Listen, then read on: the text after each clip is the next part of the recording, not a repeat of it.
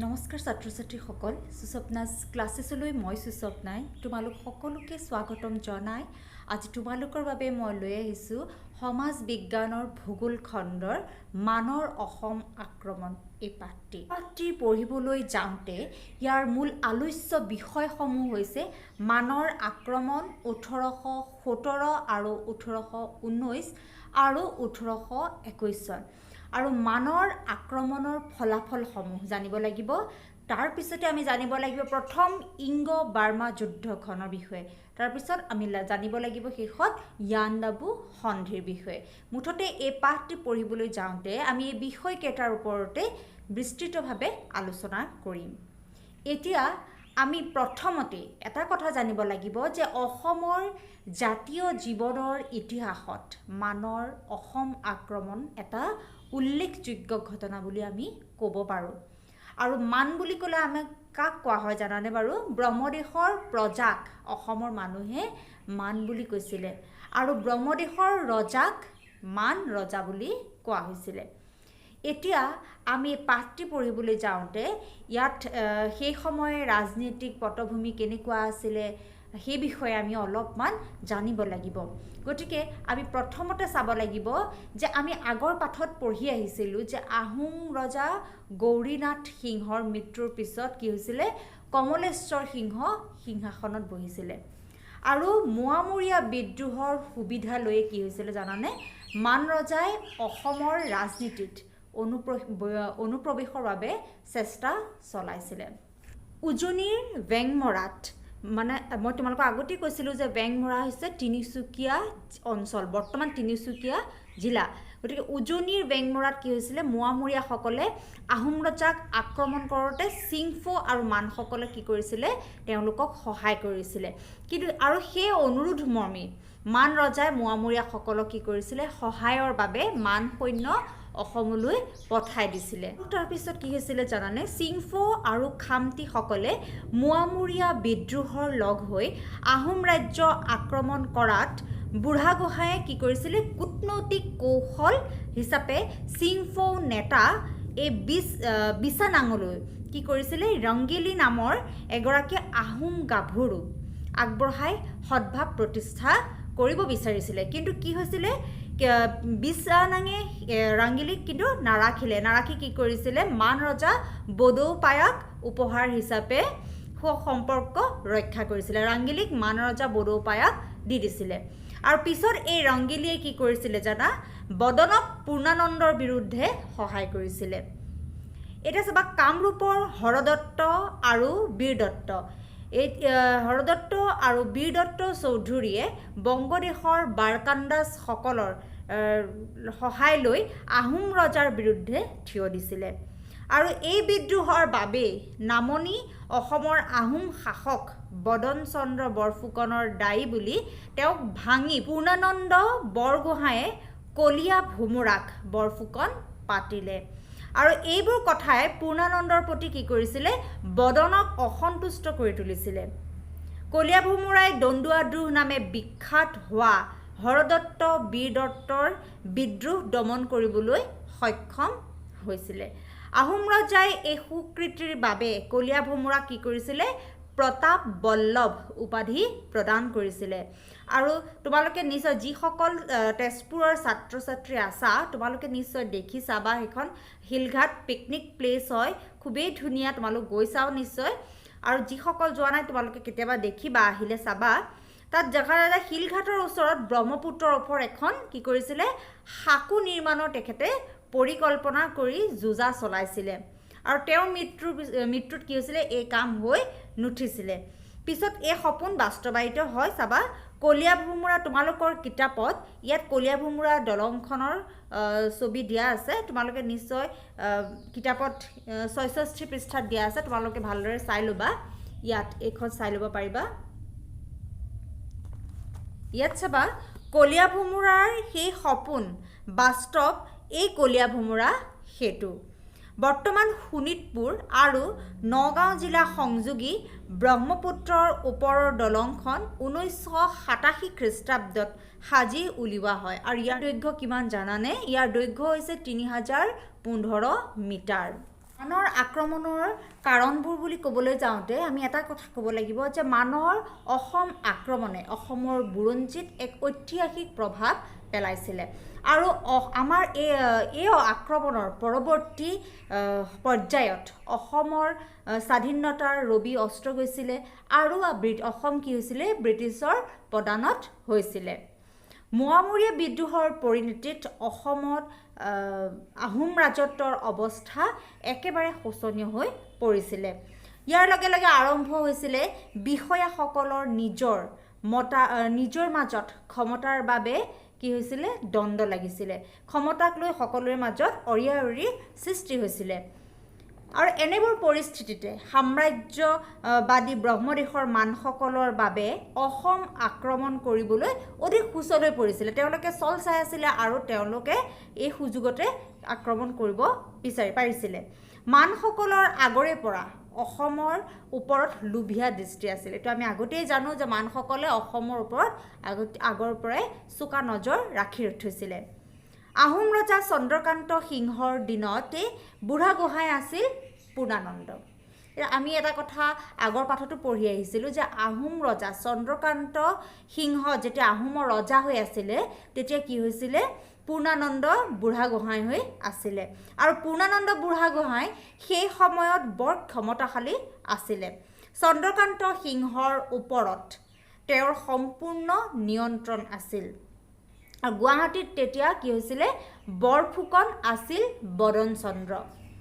তেওঁ বৰ অত্যাচাৰী আছিলে। বদন চন্দ্ৰ বহুত অত্যাচাৰী আছিলে আৰু তেখেতে কি কৰিছিলে প্ৰায় স্বাধীনভাৱে গুৱাহাটীত শাসন চলাই আছিলে আৰু ইফালে বুঢ়াগোহাঁইৰ বৰ্ধিত ক্ষমতাত তেওঁ ঈৰ্ষান্বিত হৈ তেওঁক আঁতৰ কৰাৰ চেষ্টাও কৰিছিলে আৰু এইবোৰ কথা গম পোৱাৰ পিছত বদন চন্দ্ৰক বন্দী কৰিবৰ বাবে কি কৰিছিলে পূৰ্ণানন্দ বুঢ়াগোহাঁই সৈন্য পঠাইছিলে আৰু এই খবৰ আগতীয়াকৈ পাই বদন চন্দ্ৰ পলাই গৈছিলে। বদন চন্দ্ৰ কলিকতালৈ গৈ ব্ৰিটিছৰ সহায় বিচাৰিছিলে আৰু ব্ৰিটিছে সেই সময়ত দেশীয় ৰাজ্যত অহস্তক্ষেপ নীতিত থকা বাবে বদন চন্দ্ৰক নিৰাশ কৰিলে। বদন চন্দ্ৰ পোনে পোনে কি কৰিলে ব্ৰহ্মদেশলৈ গৈ ব্ৰহ্মৰাজ্য বড়োপায়াৰ সহায় বিচাৰিছিলে আৰু প্ৰতীক্ষিত সুযোগ আহি পোৱাত ব্ৰহ্মৰজা লগে লগে মান্তি হ'ল আৰু বদন চন্দ্ৰৰ লগত সৈন্য সামান্ত দি পঠাই দিলে। 1817 খ্ৰীষ্টাব্দত এইদৰে মান সেনাই অসমত আক্ৰমণৰ পাতনি মেলে। মানৰ হস্তক্ষেপ মানৰ কেনেকৈ মানে হস্তক্ষেপ কৰিছিলে ব্ৰিটিছৰ পৰা সহায়ৰ কোনো আশা নেদেখি যেতিয়া বদনে কি কৰিছিলে কলিকতাত থকা ব্ৰহ্মদেশৰ প্ৰতিনিধিজনক লগ ধৰিছিলে বা প্ৰতিনিধিজনৰ সৈতে যেতিয়া ব্ৰহ্মদেশৰ অমৰাপুৰীলৈ গৈ মানৰজাক সাক্ষাৎ কৰিছিলে তেতিয়া মানৰজাই একেবাৰতে মান্তি হৈছিলে। কিয় মান্তি হৈছিলে বাৰু? কাৰণ মানৰ আগৰ পৰাই অসমৰ ওপৰত এটা চোকা নজৰ আছিলে আৰু অসমখন তেওঁলোকে হস্তক্ষেপ কৰিব বিচাৰিছিলে আৰু তেওঁলোকে সুযোগ বিচাৰি আছিলে। গতিকে এই সুযোগ পোৱাত তেওঁলোকে কোনো কাৰণতে মান্তি নোহোৱাকৈ নাথাকিলে। আহিছোঁ মানৰ আক্ৰমণ 1817 চন। বদন বৰফুকনে বড়োপায়াৰ সহায় লৈ 8000 মান সেনা আৰু বাটত মানৰ কৰতলীয়া ৰজাকেইজনমানৰ পৰা 8000 মুঠ 16000 সৈন্য লৈ পাটকাই পথেদি অসমত সোমাইছিলে আৰু মানৰ আক্ৰমণ ৰোধ কৰিবলৈ পূৰ্ণানন্দ বুঢ়াগোহাঁয়ে দামান গগৈ আৰু হাও বৰাৰ নেতৃত্বত এটি সৈন্য বাহিনী প্ৰেৰণ কৰিছিলে। কিন্তু বদনৰ নেতৃত্বত অহা মান সেনাৰ হাতত তেওঁলোকে ঘিলাধাৰীৰ যুদ্ধত কি হৈছিলে পৰাজিত হৈছিলে। তেওঁলোকৰ পৰীক্ষাত হয়তো চমুটোকা আহিব পাৰে ঘিলাধাৰী যুদ্ধ, কাৰণ ঘিলাধাৰী যুদ্ধৰ বিষয়ে তোমালোকে জনাটো উচিত। গতিকে মই তোমালোকক এই পাঠৰ আলমতে অকণ সৰুকৈ কৈ দিছোঁ তোমালোকে যাতে বুজি পাব পাৰা। ঘিলাধাৰী এই কিতাপত দিয়াই আছে। ঘিলাধাৰী যুদ্ধ বদনৰ নেতৃত্বত মানৰ সেনা যেতিয়া অসমলৈ আহিছিলে তেতিয়া বদনৰ আগমন ৰোধ কৰিবলৈ পূৰ্ণানন্দ বুঢ়াগোহাঁয়ে কি কৰিছিলে দামান গগৈ আৰু হাও বৰাৰ নেতৃত্বত এটা কি কৰিছিলে সৈন্যৰ দল পঠাইছিলে আৰু ঘিলাধাৰী নামে ঠাইত দুয়োটা দলৰে যুদ্ধ হৈছিলে আৰু সেইকাৰণে ইয়াক কি বুলি কোৱা হয় ঘিলাধাৰীৰ যুদ্ধ বুলি কোৱা হয় আৰু এই যুদ্ধত পূৰ্ণানন্দই পঠিওৱা সৈন্যবাহিনী পৰাজিত হৈছিলে আৰু এই পৰাজয়ৰ বাতৰি পাই পূৰ্ণানন্দও মৃত্যুমুখত পৰিছিলে পূৰ্ণানন্দৰ মৃত্যুৰ পিছত কি হৈছিলে তেওঁৰ পুত্ৰ ৰুচিনাথক বুঢ়াগোহাঁইৰ পদত অধিষ্ঠিত কৰা হৈছিলে ৰুচিনাথৰ গাত দেউতাকৰ গুণ নাছিলে অৰ্থাৎ পূৰ্ণানন্দ বুঢ়াগোহাঁইৰ দৰে ৰুচিনাথ নাছিলে আৰু এই চৰম বিপৰ্যয়ৰ দিনত আহোমক নেতৃত্ব দিব পৰা আন কোনো বিষয়াও নাছিল মানসকলক ভেটা দিবলৈ ঠিক কৰা হ'ল আৰু সৈন্য যোগাৰ কৰি দিহিঙৰ পূবে কঁঠালবাৰীত তেওঁলোকে মানৰ লগত যুঁজ দিয়ে আৰু এইবাৰো তেওঁলোক পৰাজিত হয় যুদ্ধত পৰাজিত হৈ ৰুচিনাথে কি কৰিছিলে গুৱাহাটীলৈ পলায়ন কৰিছিলে মানসকলে তাৰ পিছত লাহে লাহে কি কৰিলে যোৰহাট অধিকাৰ কৰিলে আৰু বদনে যথাবিহিতভাৱে নিজকে বৰফুকন বুলি ঘোষণা কৰিলে নামত চন্দ্ৰকান্ত ৰজা হৈ থাকিল এইবাৰ সকলো ক্ষমতা বদনে নিজৰ হাতলৈ নিলে নুমলী ৰাজমাৱে বিস্তৰ আয়োজন কৰি ৰাজধানীত বদনক আদৰিছিলে আৰু তেতিয়াৰ পৰা বদনক প্ৰধানমন্ত্ৰী পাতি মন্ত্ৰী বৰফুকন নামে এটি নতুন পদবীৰে কি কৰা হৈছিলে অলংকৃত কৰা হৈছিলে বদনৰ লগত মান সৈন্যৰ সৈতে দুজন বিশেষ লিপিকাৰ আহিছিলে আৰু তেওঁলোক দুজনে কি কৰিছিলে বদনৰ নেতৃত্বত অহা মানৰ সামৰিক অভিযানৰ বিষয়ে একোটিকৈ লিখি থৈ গৈছিলে আৰু এই টোকা দুটা কি জানানে এই টোকা দুটা হৈছে বৈশালী হুকম আৰু বৈশালী মুংডুং চুন খাম আৰু মানসকলে অতি কম সময়হে আহোম ৰাজ্যত আছিল মানে চন্দ্ৰকান্তক ৰজা ৰাখিলে আৰু বদন চন্দ্ৰই তেতিয়া মান সেনাক অনেক ধন সোণ আৰু অন্যান্য উপঢৌকন আগবঢ়াই মান ৰজালৈ কি কৰিলে থেমু আইডক উপহাৰ হিচাপে পঠালে পিছত আমি আহিছোঁ মানৰ আক্ৰমণ 1819 চন মান সেনা প্ৰত্যাৱৰ্তনৰ পিছত বদন চন্দ্ৰ কি হৈছিলে ৰাজ্যত সৰ্বে হৈ পূৰ্ণানন্দ বুঢ়াগোহাঁইৰ সমৰ্থকসকলক অত্যাচাৰ কৰিবলৈ ধৰিছিলে আৰু বৰবৰুৱা আৰু বৰফুকনৰ মাজত মতানৈক্য হয় আৰু ইয়াতে কি হৈছিলে বদনৰ কাম কাজত অতিষ্ঠ হৈ নুমলী ৰাজমাও আৰু কেইবাজনো বিষয়াই ষড়যন্ত্ৰ কৰি কি কৰিছিলে ৰূপ সিং নামৰ এজন সুবেদাৰৰ হতুৱাই বদন বৰফুকনক হত্যা কৰাইছিলে আৰু চন্দ্ৰকান্তে কি কৰিছিলে গুৱাহাটীত থকা ৰুচিনাথ বুঢ়াগোহাঁইক তৎক্ষণাত এই হত্যাৰ বাতৰিটো দি যোৰহাটলৈ মাতি পঠিয়াইছিলে আৰু ৰুচিনাথে তেদা ৰজাক অৱস্থাত লোৱা নাছিলে তেওঁ বদনৰ লগতে চন্দ্ৰকান্তকো মানৰ আক্ৰমণৰ আৰু দেউতাক পূৰ্ণানন্দ গোহাঁইৰ মৃত্যুৰ বাবে জগৰীয়া কৰিছিলে ৰুচিনাথে ব্ৰজনাথ সিংহ আৰু তেওঁৰ পুতেক পুৰন্দৰ সিংহৰ লগত কিছুমান হিন্দুস্তানী চিপাহী দি কি কৰিছিলে যোৰহাটলৈ যাত্ৰা কৰিছিলে আৰু চন্দ্ৰকান্ত সিংহই কি কৰিছিলে লুকু ডেকা ফুকনৰ নেতৃত্বত ৰুচিনাথৰ বিৰুদ্ধে এটি সৈন্য বাহিনী প্ৰেৰণ কৰি নিজে ৰংপুৰলৈও আঁতৰি লুকু ডেকা ফুকন চন্দ্ৰকান্ত সিংহৰ এজন সেনাপতি আছিলে আৰু বদন হত্যাৰ পিছত ৰুচিনাথ ব্ৰজনাথ আৰু পুৰন্দৰক লৈ যেতিয়া যোৰহাট অভিমুখে যাত্ৰা কৰিছিলে তেতিয়া চন্দ্ৰকান্ত সিংহই কি কৰিছিলে ভয় খাই লুকু ডেকা ফুকনৰ নেতৃত্বত এটা সেনাবাহিনীৰ ৰুচিনাথৰ বিৰুদ্ধে প্ৰেৰণ কৰিছিলে আৰু এই সেনাবাহিনীৰ ৰুচিনাথৰ হাতত পৰাজিত হৈছিলে আৰু লুকু ডেকা ফুকন নিহত হৈছিলে দেখা যায় যে বদন বৰফুকনৰ হত্যা আৰু ইয়াৰ পিছত চন্দ্ৰকান্ত সিংহক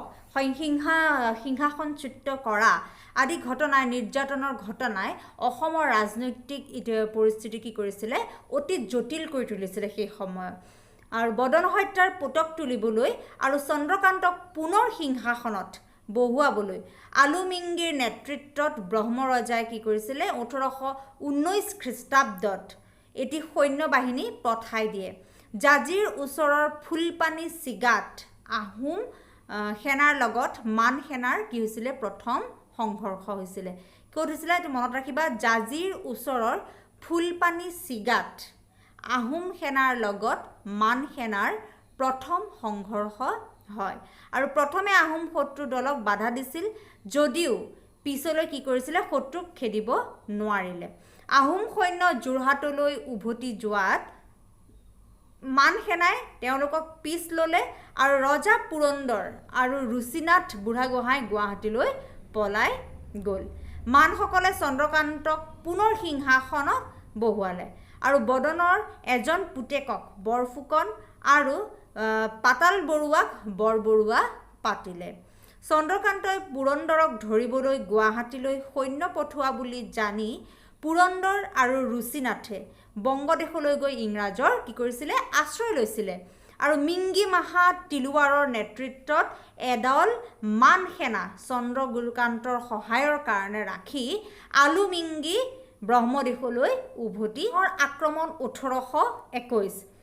চন্দ্ৰকান্ত পুনৰ ৰজা হৈ আগৰ অপমানৰ পুতক তুলিবলৈ কি কৰিছিলে পুৰন্দৰ সিংহ আৰু ৰুচিনাথ বুঢ়াগোহাঁইৰ ফালৰ লোকসকলক ধৰি আনি কি কৰিছিলে শাস্তি দিছিলে আৰু পুৰন্দৰ সিংহ আৰু ৰুচিনাথে বাৰে বাৰে অনুৰোধ কৰা সত্ত্বেও ইংৰাজসকলে তেওঁলোকক সহায় কৰিবলৈ আগবাঢ়ি নাহিছিলে এই সময়ছোৱাতে কি কৰিছিলে মানসকল প্ৰকৃত শাসনকৰ্তা হৈ উঠিছিলে আৰু মানৰ দ্বাৰা কৰোৱা এই অত্যাচাৰৰ নীৰৱ দৰ্শক হৈ আৰু মানৰ পাশবিকতাৰ স্বৰূপ উপলব্ধি কৰি স্বৰ্গদেউ চন্দ্ৰকান্তই মিংগি মাহা যোৱাৰ পিছত পুনৰ যাতে মান অসমত সোমাব নোৱাৰে তাৰ বাবে প্ৰৱেশ পথত জয়পুৰত এটা গড় নিৰ্মাণৰ আয়োজন কৰে আৰু চন্দ্ৰকান্তই পাতাল বৰবৰুৱাক এই দায়িত্ব দিছিলে ইতিমধ্যে বড়োপায়াৰ মৃত্যু হৈছিলে মান ৰজা বড়োপায়াৰ মৃত্যু হোৱাত তেওঁৰ নাতি বাগদাও ব্ৰহ্মদেশৰ ৰজা হৈছিলে আৰু তেওঁ বৰ নিষ্ঠুৰ প্ৰকৃতিৰ লোক আছিলে মানক ভেটিবৰ বাবে গড় নিৰ্মাণৰ বাতৰি পাই মানসকলৰ নতুন ৰজা বাগদাও টিঙিৰি তোলা হৈ পৰিল আৰু সেনাপতি মিংগি মাহা তিলুৱাৰ অধীনত মান সেনা পুনৰ অসমলৈ পঠালে মিংগি মাহা তিলুৱাই জয়পুৰত গড় সজা দেখি তাৰ তত্ত্বাৱধানত থকা পাতাল বৰবৰুৱাক হত্যা কৰিলে আৰু অন্যান্য আহোম সৈন্যবিলাকৰ ওপৰতো অত্যাচাৰ কৰাত তেওঁলোক পলাই গৈছিলে এয়া আছিল 1821 চনৰ মানৰ আক্ৰমণ মানে আৰম্ভ কৰা অত্যাচাৰ আৰু কাৰ্যকলাপৰ সংবাদ পাই চন্দ্ৰকান্ত সিংহ গুৱাহাটীলৈ পলাই গৈছিলে আৰু মানসকলে আহোম সৈন্যক পৰাস্ত কৰি যোৰহাট অধিকাৰ কৰিছিলে মান সেনাপতিয়ে চন্দ্ৰকান্ত সিংহক উভতি আহিবলৈ কৈছিল যদিও চন্দ্ৰকান্ত উভতি নাহিছিলে আৰু ইংৰাজৰ ৰাজ্যতহে আশ্ৰয় ল'লেগৈ ইয়াৰ পিছত আমি চাব লাগিব যোগেশ্বৰ সিংহ চন্দ্ৰকান্ত সিংহই মানৰ নিৰ্দেশ অমান্য কৰি উভতি নহাত মানসকলে 1821 চনত যোগেশ্বৰ সিংহ নামৰ এজন কোঁৱৰক ৰজা পাতিলে যোগেশ্বৰ সিংহ নামতহে ৰজা ৰাখি ৰাজকাৰ্য পৰিচালনা কৰিলে মান সেনাই যোগেশ্বৰ সিংহ মানে পতা ৰজা বুলি খ্যাত হৈছিলে যোগেশ্বৰ সিংহই 1825 চনলৈকে ৰাজত্ব কৰে যদিও এই কালছোৱাত মান সেনাপতিসকলকে সৰ্বাৰ দৰে আছিল আৰু এইদৰে মান সেনা স্বদেশলৈ ঘূৰি নগৈ অসমৰ শাসনত হস্তক্ষেপ কৰিবলৈ ধৰে চন্দ্ৰকান্ত আৰু পুৰন্দৰ দুয়ো সুকীয়াকৈ ৰাজ্য উদ্ধাৰৰ বাবে কি কৰিছিলে বিচৰা সাহায্য প্ৰাৰ্থনা কোম্পানীয়ে নামাঞ্জুৰ কৰাত বংগদেশৰ কিছু ভেৰণীয়া সৈন্য লৈ তেওঁলোকে মানৰ বিৰুদ্ধে যুদ্ধ চলাইছিলে আৰু চন্দ্ৰকান্তই প্ৰাৰম্ভিক সাফল্য অৰ্জন কৰিলেও মহগড় নামে ঠাইত হোৱা ৰণত পৰাক্ৰমেৰে যুঁজি পৰাস্ত হৈছিলে মহগড় ৰণে অসমৰ স্বাধীনতা পুনৰুদ্ধাৰৰ শেষ ৰণ বুলি কোৱা হয় এইটো তোমালোকে কিতাপত আণ্ডাৰলাইন কৰি দিবা যে মহগড়ৰ ৰণেই অসমৰ স্বাধীনতা পুনৰুদ্ধাৰৰ শেষ ৰণ বুলি কোৱা হয় এতিয়া আমি আহিছোঁ মানৰ দিন 1821 চনৰ পৰা 1825 চনলৈকে এই সময়ছোৱাক মানৰ দিন বুলি কোৱা হয়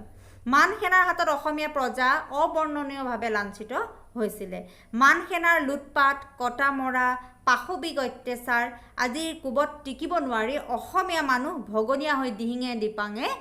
কি কৰিছিলে যাব লগা হৈছিলে ইয়াক বুৰঞ্জীত মান ভগনৰ দিন বোলা হৈছে গতিকে তোমালোকৰ মনত নিশ্চয় থাকিব যে মান ভগনৰ দিন মানে বহুতো অত্যাচাৰ কৰিছিলে যাৰ কাৰণে অসমৰ মানুহ তিষ্ঠি থাকিব নোৱাৰি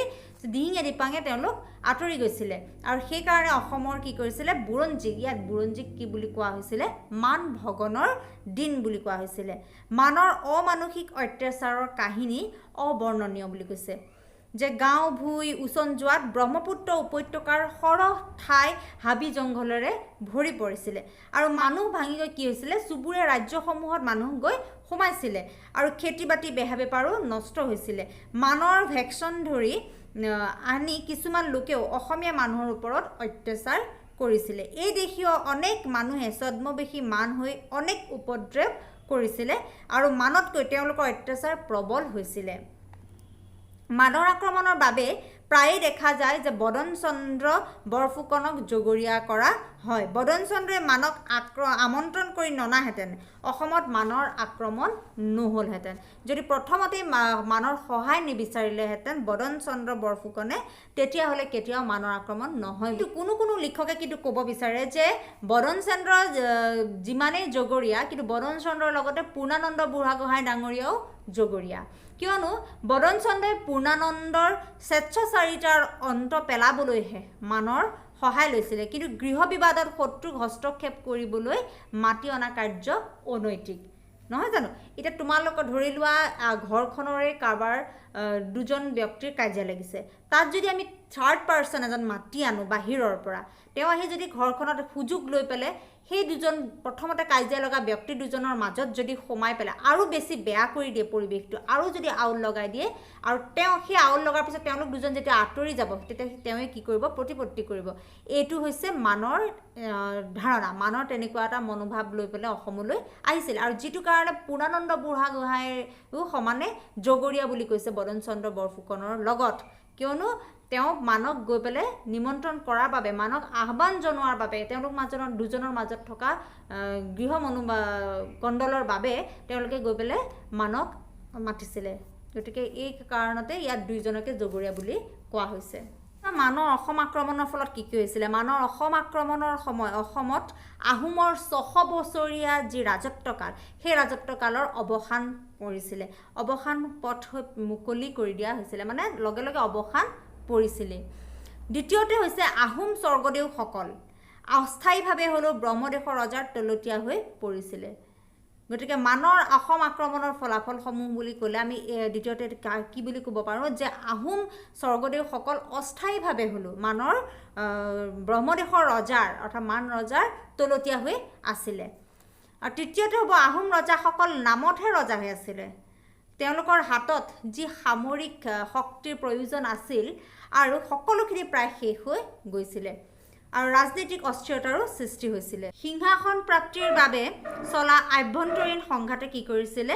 আহোম ৰাজতন্ত্ৰক দুৰ্বল কৰি পেলাইছিলে মানৰ অসম আক্ৰমণে কি কৰিছিলে অৰ্থনৈতিক অৱস্থাটো মহিমূৰ কৰি পেলাইছিলে উৎপন্ন বস্তুৰ পৰিমাণ ভীষণভাৱে কমি গৈছিলে লগতে সদাগৰ বেপাৰীসকলে বেপাৰ বাণিজ্য বন্ধ কৰি দিছিলে আৰু বানৰ আক্ৰমণৰ ফলত অসমৰ সামাজিক জীৱন ছিন্ন ভিন্ন হৈ পৰিছিলে গাঁওবোৰত জনসংখ্যা কমি গৈছিলে এই এনেদৰে বিভিন্ন ধৰণৰ আক্ৰমণৰ ফলাফল দেখিবলৈ পোৱা যায় সকলোতকৈ তাৎপৰ্যপূৰ্ণ বিষয়টো হ'ল ইংৰাজৰ ইষ্ট ইণ্ডিয়া কোম্পানীৰ হস্তক্ষেপ আৰু মানসকলে অসম অধিকাৰ কৰা ঘটনাই ব্ৰিটিছসকলক কি কৰিছিলে অসমলৈ আগমনৰ সুযোগ ঘটাইছিলে মানৰ এই অগ্ৰগতিক বাধা দিবৰ বাবে কি হৈছিলে 1824 আৰু 1826 চনত প্ৰথম ইংগ বাৰ্মা যুদ্ধখন সংঘটিত হৈছিলে আৰু এই ইংগ বাৰ্মা যুদ্ধৰ পৰিসমাপ্তি হয় বিখ্যাত ইয়াণ্ডাবু সন্ধিৰ জৰিয়তে আৰু এই চুক্তিৰ পিছত মানসকলে অসম এৰিবলৈ বাধ্য হয় আৰু অসম সম্পূৰ্ণৰূপে কি হৈছিলে তেতিয়া ব্ৰিটিছ চৰকাৰৰ অধীনলৈ গুচি গৈছিলে প্ৰথম ইংগ বাৰ্মী যুদ্ধখন হৈছে 1824 চনত ব্ৰিটিছ ইষ্ট ইণ্ডিয়া কোম্পানী আৰু ব্ৰহ্মদেশৰ মাজত প্ৰথম ইংগ বাৰ্মী যুদ্ধ সংঘটিত হৈছিলে আৰু অৰ্থাৎ অসমত মানৰ উপস্থিতিৰ সময়তে ইংলিছ ইষ্ট ইণ্ডিয়া কোম্পানী আৰু ব্ৰহ্মদেশৰ মাজত 1824 চনৰ ফেব্ৰুৱাৰী মাহত সামৰিক সংঘৰ্ষৰ সূত্ৰপাত হৈছিল আৰু 1826 চনৰ 24 ফেব্ৰুৱাৰী তাৰিখে স্বাক্ষৰিত ইয়াণ্ডাবু সন্ধিৰ মাধ্যমত এই যুদ্ধৰ সামৰণি পৰিছিলে আৰু ইয়াক প্ৰথম কি বুলি কোৱা হৈছে ইংগ বৰ্মী যুদ্ধ বুলি কোৱা হৈছে আৰু এই যুদ্ধৰ পৰিণতি স্বৰূপে কি হৈছিলে ইংৰাজে মানক খেদি অসম দখল কৰি তেওঁলোকৰ ৰাজ্যৰ সৈতে সামিল কৰে আৰু মানৰ এই আক্ৰমণে অকল অসমৰ ওপৰতেই নহয় সমগ্ৰ উত্তৰ পূৰ্বাঞ্চলতে ব্ৰিটিছ অধিকাৰ স্থাপন কৰাত সহায় কৰিছিলে গতিকে পুনতে মান আৰু তাৰ পিছত ইংৰাজ এই দুয়োটা বিদেশী শক্তিৰ হেঁচাত অসমে নিজৰ স্বাধীনতা হেৰুৱাই পৰাধীন জীৱন যাপন কৰিবলগীয়া হৈছিলে গতিকে আমি প্ৰথম ইংগ-বৰ্মী যুদ্ধ বুলি ক'লে নিৰ্দিষ্ট এই কথাকেইটা মনত ৰাখিলে যথেষ্ট ইংৰাজৰ উজনিলৈ অগ্ৰগতি গুৱাহাটী অঞ্চল ইংৰাজৰ হাতলৈ যোৱাৰ পিছত উজনি অসমত মানৰ ৰাজত্ব চলি আছিলে কিন্তু অতি সোনকালে নগাঁও ৰহা কলিয়াবৰ আদি ঠাই ইংৰাজ সেনাই কি কৰিছিলে অধিকাৰ কৰিছিলে মান সেনাই মহুৰামুখ নামে ঠাইত ইংৰাজৰ লগত যুঁজিবৰ বাবে সাজু হৈও বিফল হ'ল আৰু ইংৰাজে তেওঁলোকক খেদি আনি যোৰহাট পোৱালে লেফটেনেণ্ট নিউভিলৰ নেতৃত্বত অহা ইংৰাজ ফৌজে 1825 খ্ৰীষ্টাব্দৰ 17 জানুৱাৰী তাৰিখে যোৰহাট দখল কৰিছিলে এইটো তোমালোকে আণ্ডাৰলাইন কৰি থোৱা যোৰহাটৰ পৰা হুহুকি গৈ মান সেনাই গৌৰী সাগৰত খাপ দি ৰৈছিলে তাৰপিছত আমি আহিছে সিংফৌসকলৰ লগত লগ লাগি কিছু সংখ্যক মান সেনাই অসমৰ পূব খণ্ডত উপদ্ৰৱ আৰম্ভ কৰি দিছিলে আৰু সেই উপদ্ৰৱ আৰম্ভ কৰাত হদিয়া খোৱা গোহাঁই আৰু মাটিবৰ সেনাপতিয়ে ইংৰাজৰ সহায় বিচাৰিছিলে ইমানেই উপদ্ৰৱ কৰিছিলে সিংফৌসকলৰ লগ লাগি কিছুমান মান সৈন্যই যাৰ কাৰণে কি কৰিছিলে সেই উপদ্ৰৱৰ মানে বা বাচিবলৈ হদিয়া খোৱা গোহাঁই আৰু মাটিবৰ সেনাপতিয়ে ইংৰাজৰ সহায় ল'বলৈ বাধ্য হৈছিলে তেতিয়া কেপ্টেইন নিউভিল সৈন্য আগবাঢ়ি আহিছিলে আৰু 1825 খ্ৰীষ্টাব্দৰ জুন মাহত নিউভিলে সিংফৌসকলক পৰাস্ত কৰিছিলে ঠিক একে সময়তে মণিপুৰ আৰু কাছাৰতো মান সেনাই উপদ্ৰৱ কৰিবলৈ এৰা নাছিলে গতিকে ইংৰাজ সেনাপতি পাম্বাৰ টনে বিশেষকৈ মণিপুৰৰ পৰা মান সেনা খেদি উলিওৱাৰ কাৰ্যকৰী ব্যৱস্থাও লৈছিলে ইৰাৱতীয়েদি ৰেংগুনৰ ফালে আগবাঢ়ি যোৱা ছাৰ আৰ্চিবেল কেম্বেলৰ অগ্ৰগতিক ব্ৰহ্মদেশীয় ৰজাই বাধা দিব পৰা নাছিলে কি হৈছিলে যেতিয়া ইংৰাজ সেনাই ব্ৰহ্মদেশৰ ইয়াণ্ডাবু চহৰ দখল কৰি বহিছিলে তেতিয়া ব্ৰহ্মদেশৰ ৰজাই সন্ধি কৰাৰ বাহিৰে আন উপায় দেখা নাছিলে আৰু ফলত 1826 খ্ৰীষ্টাব্দৰ 24 ফেব্ৰুৱাৰী তাৰিখে ইংৰাজ কোম্পানী চৰকাৰ আৰু ব্ৰহ্মদেশৰ ৰজাৰ মাজত বিখ্যাত ইয়াণ্ডাবু সন্ধি স্বাক্ষৰিত হৈছিলে তোমালোকে এইটো কিতাপত আণ্ডাৰলাইন কৰি থোৱা যাতে তোমালোকৰ ডিষ্টিংক্ট হয় পটককৈ মনত ৰাখিব পাৰা লগে লগে ইংগ-বাৰ্মা সংঘৰো অন্ত পৰিছিলে ইয়াণ্ডাবু সন্ধিৰ দ্বিতীয় অনুচ্ছেদ অসম সম্পৰ্কীয় আছিল ইয়াণ্ডাবু সন্ধিখননো কি প্ৰথম ইংগ-বাৰ্মা যুদ্ধ হৈছিলে 1824-25 চনত আৰু 4খন ৰণাংগনত সংঘটিত হৈছিলে সেয়া হৈছিলে ব্ৰহ্মপুত্ৰ উপত্যকা তথা আহোম ৰাজ্য কাছাৰ মণিপুৰ আৰু ব্ৰহ্মদেশত যুদ্ধত মানসকল পৰাস্ত হৈছিলে আৰু অসমত ইংৰাজৰ হাতত পৰাজিত হৈ মানে 1825 চনত উজনি অসম ত্যাগ কৰিছিলে আটাইকেইটা ৰণাংগনতে পৰাজিত হৈ 1826 খ্ৰীষ্টাব্দৰ 24 ফেব্ৰুৱাৰী তাৰিখে ইয়াণ্ডাবু নামে ঠাইত ইংৰাজ কোম্পানী চৰকাৰ আৰু ব্ৰহ্মদেশৰ ৰজাই সন্ধিপত্ৰ কি কৰিছিলে স্বাক্ষৰ কৰিছিলে এই আছিল উল্লেখযোগ্য ইয়াণ্ডাবু সন্ধি 1826 চনৰ আৰু এই সন্ধিৰ জৰিয়তে কি হৈছিলে প্ৰথম ইংগ-বাৰ্মা যুদ্ধৰ সামৰণি পৰিছিলে ইয়াণ্ডাবু সন্ধিৰ চৰ্তসমূহ কি আছিলে এইটো তোমালোকে জনাটো অতি আৱশ্যক গতিকে এইখিনি এবাৰ ভালদৰে চাই লওঁ আহা ইয়াণ্ডাবু সন্ধিৰ চৰ্তসমূহ আছিলে প্ৰথম মান ৰজাই যুদ্ধৰ ক্ষতিপূৰণৰ বাবদ কোম্পানীক 1 কোটি টকা পৰিশোধ কৰিব লাগিব এইটো প্ৰথম চৰ্ত আছিল আৰু এইটো হৈছে আৰাকান আৰু টেনাচেৰিম প্ৰদেশ ব্ৰিটিছৰ কি হৈছিলে হাতলৈ যাব তৃতীয়তে হৈছে অসম কাছাৰ আৰু জয়ন্তীয়া ৰাজ্যত মানসকলে কোনো ধৰণৰ হস্তক্ষেপ কৰিব নোৱাৰিব 4 নম্বৰতে হৈছে মানসকলে মণিপুৰ ৰজা গম্ভীৰ সিংহক ৰজা মানিবলৈ গাঁঠ লয় আৰু 5 নম্বৰতে হৈছে আভাত এজন ব্ৰিটিছ ৰেচিডেণ্ট থাকিব মান ৰজাক কলিকতাত এজন বিষয়া ৰাখিবলৈ ব্ৰিটিছে অনুমতি দিছিলে এইদৰে ইয়াণ্ডাবু সন্ধিৰ চৰ্তসমূহ ব্ৰিটিছৰ অনুকূলে গৈছিলে আৰু ইয়াণ্ডাবু সন্ধিয়ে অসমত মানৰ দিনৰ ওৰ পেলাইছিলে এই সন্ধিৰ পিছতে ইষ্ট ইণ্ডিয়া কোম্পানীয়ে অসমত শাসনভাৰ গ্ৰহণ কৰি ব্ৰিটিছৰ সাম্ৰাজ্যৰ পাতনি মেলিছিলে এটা মন কৰিবলগীয়া কথা তোমালোকক দিয়া আছে যে মানক খেদিবলৈ 1824 চনত অসমত ইংৰাজ সেনাই প্ৰৱেশ কৰে আৰু 1825 চনত তেওঁলোকে মানৰ অসমৰ পৰা বহিষ্কৃত কৰে মানৰ শাসনত জুৰুলা অসমৰ প্ৰজা ৰজা ডাঙৰীয়াসকলে তুলকিবই নোৱাৰিলে কিদৰে ইংৰাজৰ শাসন অসমত আৰম্ভ হ'ল গতিকে মৰমৰ ছাত্ৰ ছাত্ৰীসকল আজি পাঠটিৰ যিখিনি মূল কথা সেই মূল কথাখিনি আমি ভালদৰে জানিলো এটা তোমালোকে পাঠটো এবাৰ ওপৰাপৰিকে পঢ়িলে তোমালোকে নিশ্চয় কথাখিনি বুজি পাবা কৰিছো তোমালোকে ক্লাছটো আজি ভালদৰে বুজি পাইছা গতিকে আজিলৈ ইমানেই ধন্যবাদ